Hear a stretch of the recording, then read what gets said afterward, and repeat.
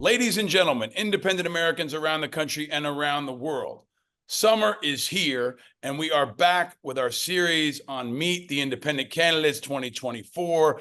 And we have a very impressive and inspiring man who will be joining us to bring us back into that series.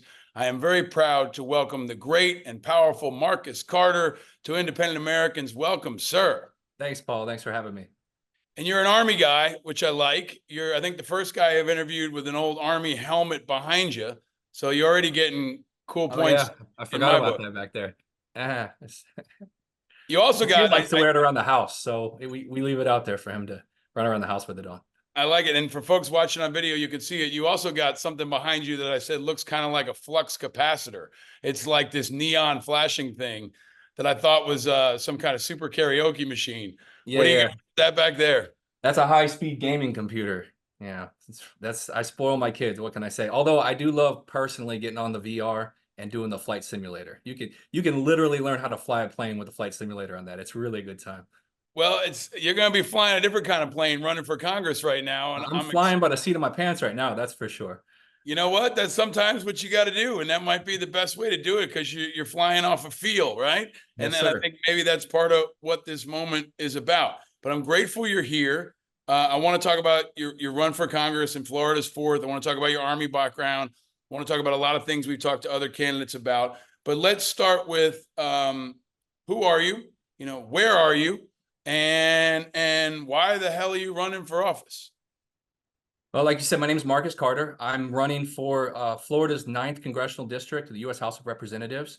The 9th District encompasses the southern portion of Orlando, as well as the southern outlying communities, Kissimmee, St. Cloud, Davenport, a little bit of Claremont. The reason I'm running is it's kind of unique, actually. It's a lot of perspective. It was unexpected even from me. 10 years ago, I would never have expected myself to be a political person.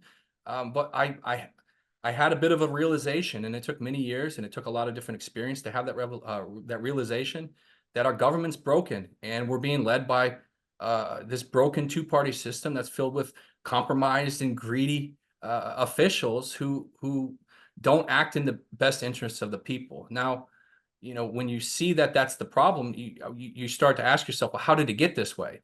And what I've come to understand is that it's not the politicians' fault that they're this way. It's our fault for letting them be this way, you see? So America is a self-governed society, which puts duties along with our freedoms, and the duties to represent ourselves is in that. And if we neglect our duties, that void gets filled with greed and corruption, which is what has happened. So what I realize is that that's not going to change until more of us stand up and take on the roles in the service that is, you know, American service ourselves. And that's why I've decided to run, not just to run, but also to encourage other people to stand up and start running for office too, you know. Excellent. You've got a very patriotic message. You know, you got a new take on a lot of issues. But let's talk about the independent piece. You're running as an independent.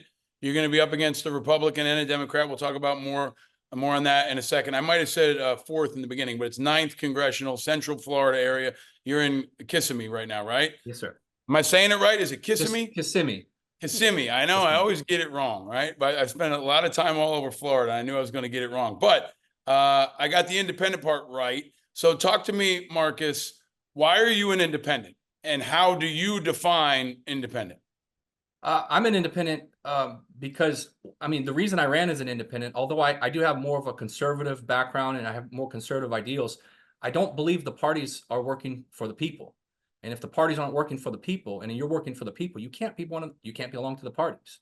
You know, if you look at, it doesn't matter if it's Republican or Democrat, both sides are clearly controlled by corporations and special interests, and they have put their party before their country, it seems. They've created this divide. And in most cases, the divide doesn't actually make sense if you just stop and think about the issues at hand. For the border, for example, it just doesn't make sense. And the only reason that's an issue is because of the parties. You know, I think as Americans, we need to break free from that. You know, much like the colonists and the founding fathers declared their independence from a tyrannical king, I believe we have to declare our independence from this tyrannical two-party system. I believe that Republicans, they know that they need Democrats in order to be Republicans, and Democrats, they know that they need Republicans. I believe that no matter how much they try to create the illusion that they're against each other, I believe they're very much working together. And so that's why I'm running as an independent, to work against this broken two-party system. And another part of your unique bio and background is that you're an Army veteran. Yes, sir. And I want to try to highlight as many independent veterans as I can. So talk about your military service. When did you serve? What did you do? And how has it prepared you to now continue to serve and run for Congress? Well, I joined the Army straight out of high school. I was 19 years old. I was already in Afghanistan. I got into aviation, an aviation unit. I did aviation fuel. That's how I got started. And then my whole military, it was 5 years, was essentially you're either deployed, you're recovering, or you're training for another deployment. It was that three. I unfortunately had a lung collapse in Iraq that almost took my life, and I was retired. And when I got retired in 2007, I began working for the Department of Defense in a biometric intelligence role. And I ended up actually going back up to Afghanistan for about 3 years as a civilian. And it was really in that time that I started gaining more perspective on, when I first joined the Army, I was convinced that I was the good guy. I was convinced that I was doing the good thing. And as much as, here's something that about me personally is I kind of it's kind of cringy for me when somebody says, thank you for your service. Only because the way that I look at it is I recognize that it wasn't necessarily the service that somebody's thanking me for. So it's kind of like and I kind of developed the perspective that I had that, wait, maybe we're not the good guys because of the perspective and the experience that I was getting while I was in Iraq and Afghanistan, mainly in Afghanistan. I didn't necessarily know how are we going to. It was very like in its infancy, the type of understanding that I had. It was kind of in its infancy, so I didn't really have any sort of progression from that. I didn't really get into politics until it was like 2016 when I started becoming involved in that. So while my military experience has a lot of it, provides me with a lot of perspective, to be honest with you, it was all kind of looking back on it more than it was dealing with it in real time. Does that make sense? It does, man. It does. And I think you've been very candid about your service. And I think a lot of us are processing it in different ways. And it's important for public leaders to help veterans process their service because we're all doing it differently. And I never feel comfortable with somebody thanking me for my service either. And I think it's really important, especially to have people in Congress who've served. And, as a veteran with a disability, you've been really outspoken about mental health issues, about your family's struggles. Can you talk about how those issues are going to be important to your candidacy? How you could potentially be a voice for other veterans who are dealing with the system with physical and mental health injuries, and also, the trials and tribulations of your family. Mm-hmm. Well, yeah, I mean, even before my military service, I come from a pretty dark childhood and a pretty rough background. I have 12 brothers and sisters. I think I have more brothers and sisters who've been to jail than have graduated from high school. And we came from a really rough area. So growing up all there, and I'm still to this day looking back and seeing that the impact that had on them and even their children. I have a nephew who just recently was arrested for first-degree murder after a mental health incident. He checked himself into a hospital. They told him to leave. He told them, if I leave, I'm going to kill somebody. They sent him to a different hospital. He got released almost immediately from that hospital. And unfortunately, he went to a Walmart and he killed somebody. So, these types of issues clearly affect me personally.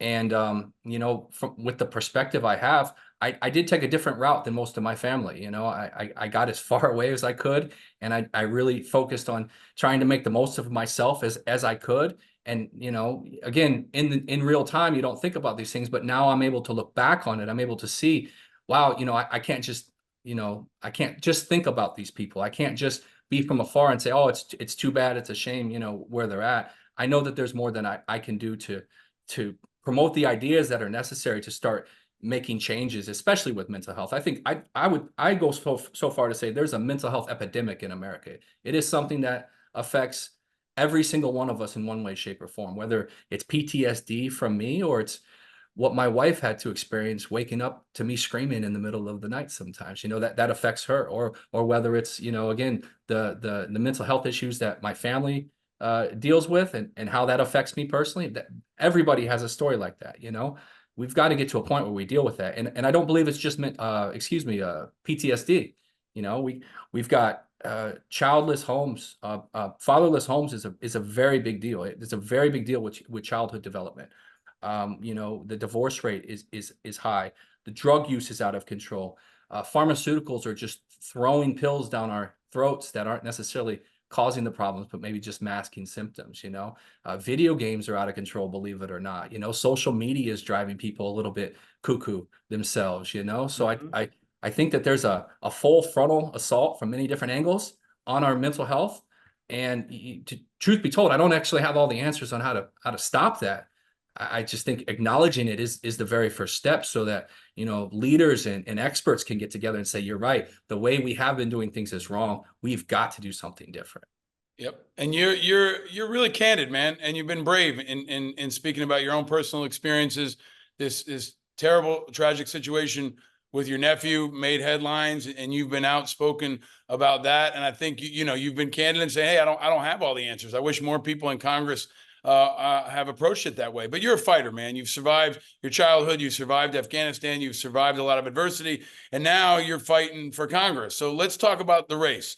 You're running against an incumbent, Darren Soto, who's been there since 2017. He beat the Republican in a pretty close race, right, by about 15,000 votes in 2022. So it's a district that kind of goes red, goes blue. It's gone a little bit back and forth. He's got about $700,000 in the bank. You're going to be running against a Republican on the other side. We don't know who that's going to be yet, right? There's 3 Republicans in a primary: Jose Castillo, Thomas Chilifaw, and John Quinones. One of them's a vet, right? They're going to have a primary on August 20th, and then it'll be the 3 of you. So can you talk about what's your strategy? How are you going to beat the 2-party duopoly? How are you going to beat an incumbent with almost $1 million in the bank, and likely a Republican who's going to have the support of the party there? And they've already got over $1 million in the bank too. So yeah, that's definitely going to be a challenge.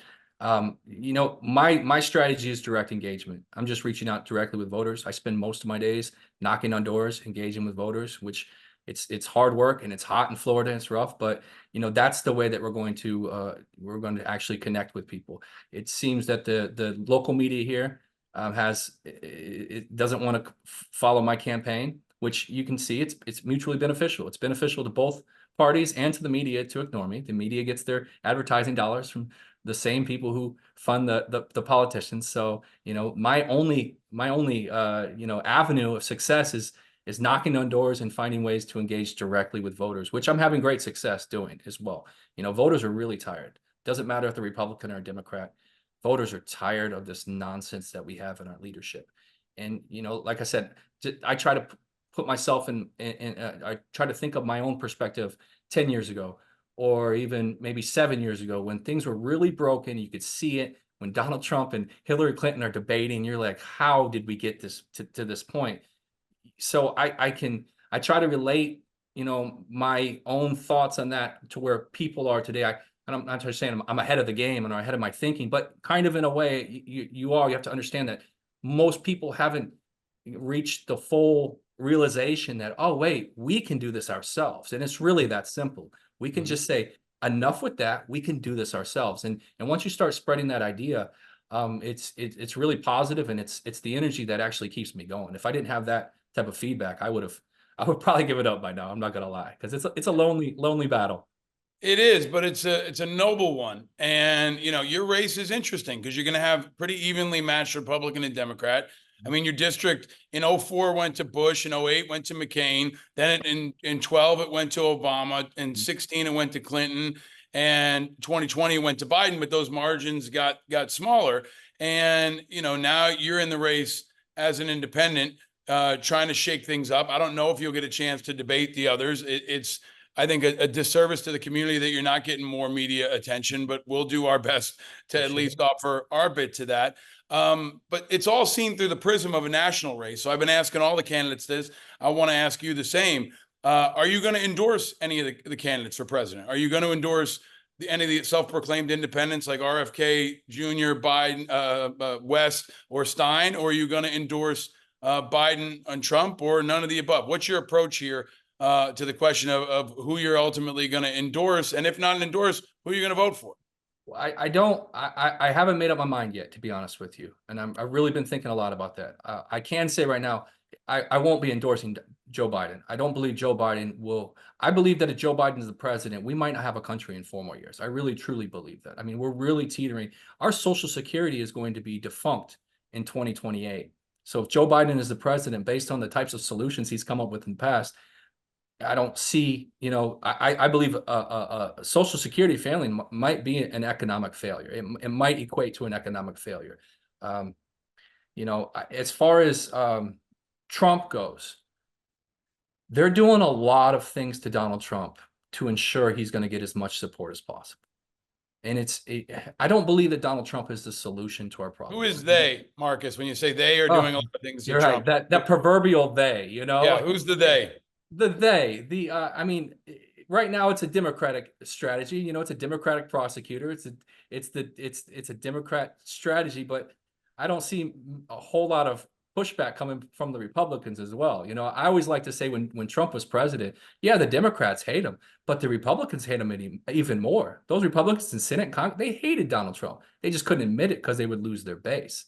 So, who is they? That's a good question. I don't necessarily have the answer to that. But, when it comes to Trump, the things that they are doing to him, they are unjust. It is politically motivated. It's clear as day. And I'm not a Trump supporter. I never voted for Donald Trump. I didn't vote for him in 2020. I didn't vote for him in 2016. I always saw him as a symptom of a problem, not the solution to it. That said, it's almost like the enemy of my enemy is my friend, you see? So you start to realize that, again, I caution people against voting against the lesser of two evils. And I feel like at the end of the day, that's kind of what we're still dealing with. On the question of the trial last week, I mean, this is the top news in the world. Yeah. So you don't believe that the verdict of 12 jurors was just and appropriate? I believe that I don't have all the information. Okay, I will preface with that, but I believe that the charges themselves were trumped up to begin with. The atmosphere at which the trial took place was biased and likely, and like I said, I don't have all the information, but based on the geography where we're at down in your town, likely the jury was charged in bias as well. Is it beyond the court to instruct the jury specific guidelines and get a lay jury to say yes or no based on a specific criteria? Like I said, I don't have all the details to that. Right. What I do know is that if the FBI investigated Donald Trump, the special investigators happened, I think twice now, right? He's been investigated more than literally anybody who's ever lived. And if this maybe because he's done more than anybody who's ever lived. No, right. No, I'm not saying he doesn't deserve to be investigated. I'm not saying the investigation. Let me ask you this. So I get your position now on the trial. Do you support the results of the 2016 election? I mean, the 2020 election? Do you believe that that Joe Biden won the election? I believe that Joe Biden is the president. I certainly believe that's a nuanced answer. Do you believe? do you respect the results of the election or not? I respect the results of the election. Yes. Do I necessarily trust that everything was on the up and up? No, I don't. I don't believe everything was on the up and up. But again, being able to point my finger on specifically what. That's a tricky one as well. But isn't that your job as a public figure to point your to a certain degree? Yeah, as an elected official, causing you to question the results of a free and fair election in America? Yeah, I mean, right? as an elected official, sure. Right now, I'm just as a candidate, right? If you want people's votes, right? I mean, this sounds like a defense of Trump, but you're not going to vote for him. So you're not sure you're going to vote for Trump. So it's going to come down to Trump. Who else? Well, we haven't spoken about Stein, West. Who are you looking at? We haven't spoken about RFK either, because truth be told, I really like RFK. I really think that he is that viable idea of that alternative we're looking for. You know, again, I think the media gets in the way a lot and starts filling ideas into the voters' heads about things and creates these biases on people. But I think if voters took the time to you know, really thoughtfully consider RFK's positions. I'm not a big fan of his VP choice. You know, there are some things that I disagree with him on. There's a lot of things I disagree with Trump on too. The way that I see it from my perspective is this: who do I feel like I could work with in the government? I feel like the possibility exists to work with Trump, and the possibility exists to work with RFK. I'm not sure the possibility even exists to work with the Democratic Party, especially in the White House. So again, I want to get to the caucus question in a second, but it sounds like you're kind of having it both ways. Like there's a big difference between Trump and RFK. Okay, you say Biden's off the table, so you're somewhere between RFK and Trump. And if I'm an independent or a conservative, there's a pretty big difference between those two. Yes. And that's also a litmus test, whether it's fair or not. You know, we're having this conversation. I think every independent candidate is going to be challenged on this because we're all defining what an independent is. So if you're not sure who you're going to pick from, does that mean Stein and West are off the table for you? I think I'd have to look more into them as well. But as of right now, I think I'm really focused either on RFK or, and like I said,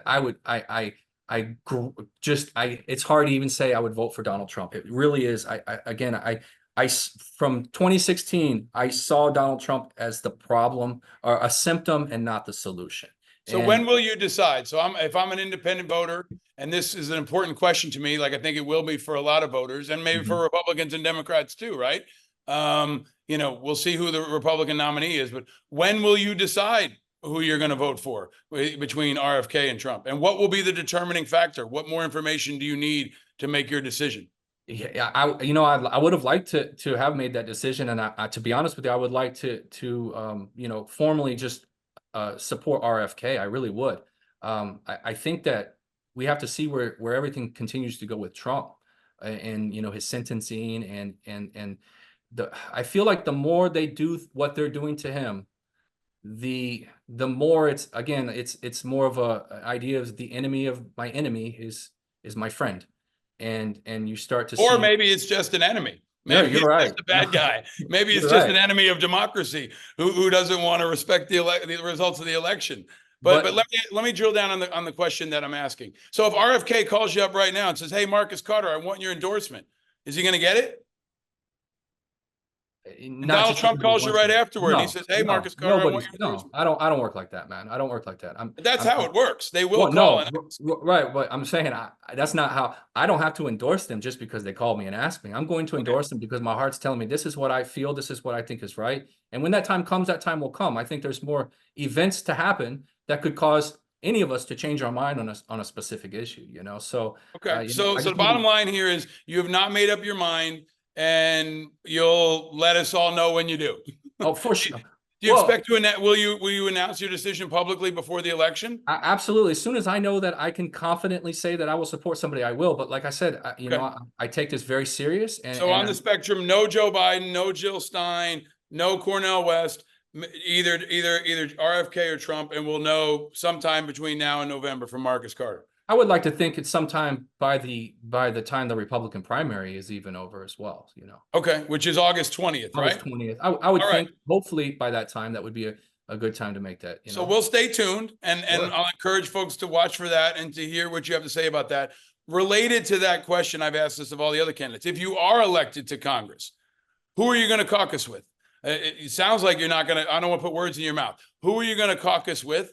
Or will you caucus with anyone? Because it's going to be a very close election. Your vote, your election, let's say hypothetically you do win, could be the determining factor in the power in the House. Who will you caucus with, Marcus? Yeah, that's an interesting question. That's one that I don't necessarily know. I've approached it from the way that you're questioning it. You're asking the question right now. That's how voters are going to ask. No. I hear you. But I've been writing. I've been writing draft bills already. You see, I got one for. I'm trying to turn this other screen off. I apologize. That's all right. Yeah, I got one for education. I've got one for That's great, but you're going to have somebody introduce those bills, right? No, So you're gonna right. introduce that bill, So, and then who are you going to caucus with? right, but I'm giving you my thought, where I'm at on the timeline of my thought process. I hear that, but I want you to answer the question. Who are you going to caucus with?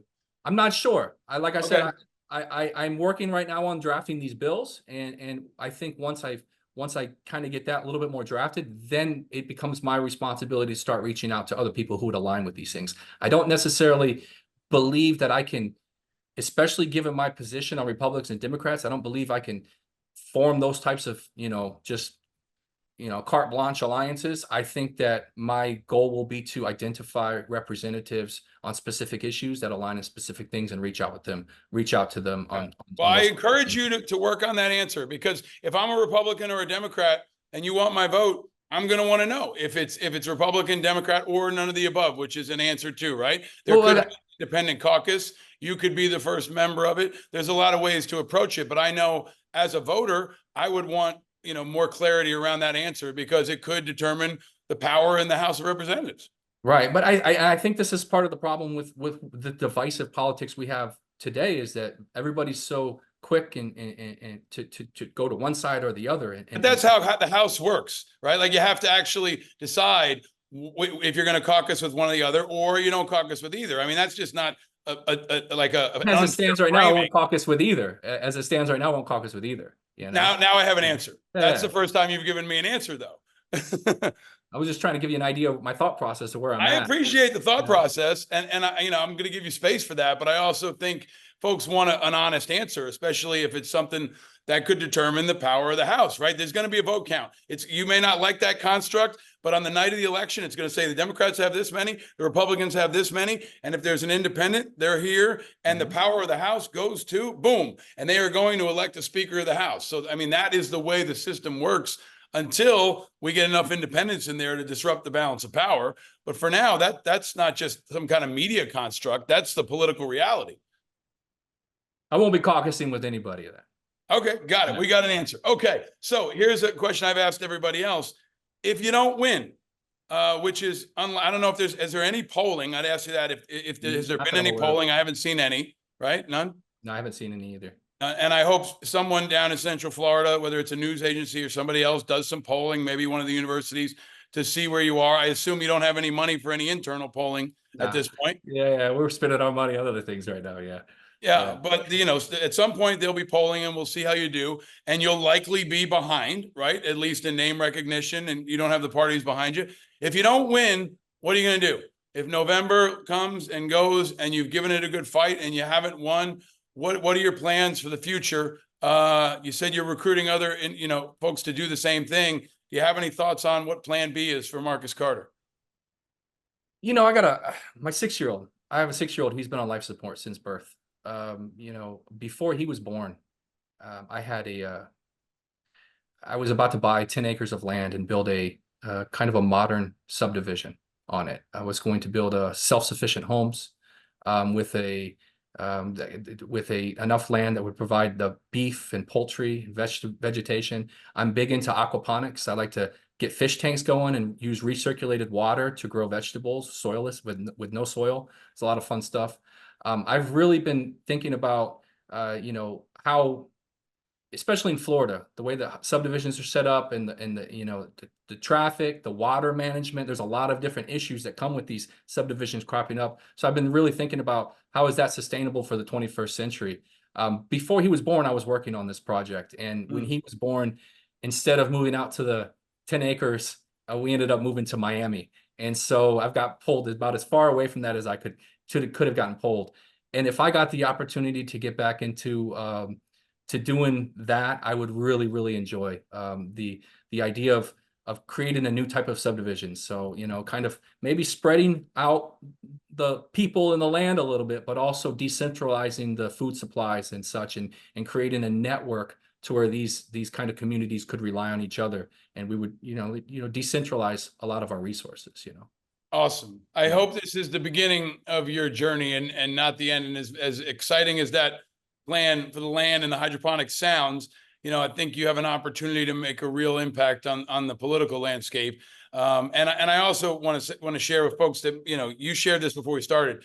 You have a child on life support. You have the family out of the house right now so you can do this interview, which I think just underscores how much you're juggling, but also how real it is, right? Like, you understand these issues. You're personally connected to them. You know, in our conversation to warm up for this interview, you were really open about that. And I think it's a very powerful perspective to be a caregiver, to have been someone who's gone through the system yourself. I think that's a really important part of your story, Marcus. And I want you to know that, like, you have my support on that, especially, and your focus on mental health, given all that we're doing on this show to bring light to that and all my work in the veteran space. Let me ask you a final question, and you're generously going to stick around for a couple extra questions. That'll be a lot more fun, I promise, with our Patreon friends. So thank you to our Patreon friends for continuing to support this kind of independent content that the mainstream media will not support. A guy like Marcus is not getting enough interviews from CNN or Fox or anybody else. I hope that changes after the Independent Americans bump. But until then, it's our supporters who are helping us bring this content. Marcus,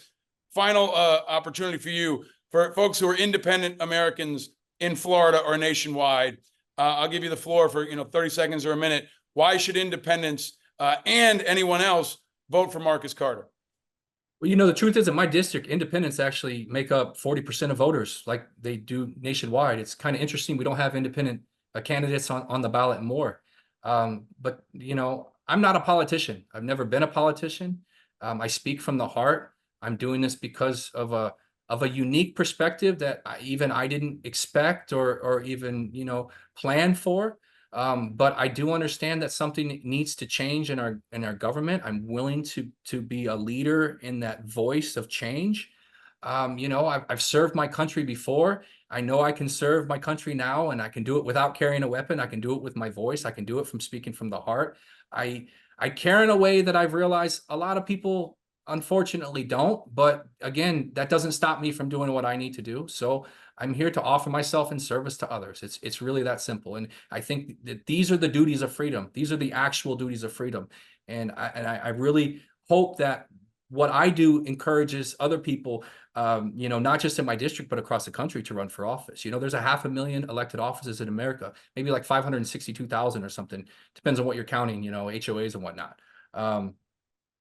Those jobs belong to people who care about their neighbors, people who care about their others, those around them, and people who are willing to serve, serve through authentic representation. That's what it is.